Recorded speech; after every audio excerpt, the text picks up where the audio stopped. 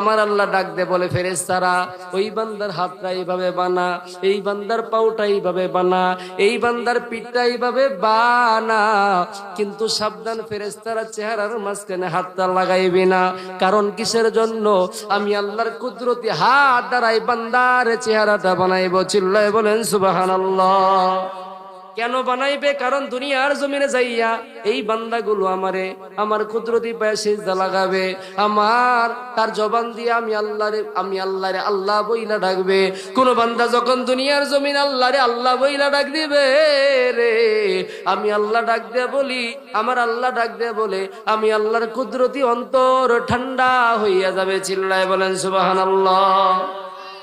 মুসলমানি বান্দা, দুনিয়ার জমিনটা থাকার জায়গা না, বিদায় নইয়া কবরে চইলা যাইবা। এই দুনিয়ার জমিনে আর থাকতে পারবা না। তোমার বাবা ছিল দুনিয়ার জমিনে, দুনিয়ার জমিনে নাই। তোমার আদরের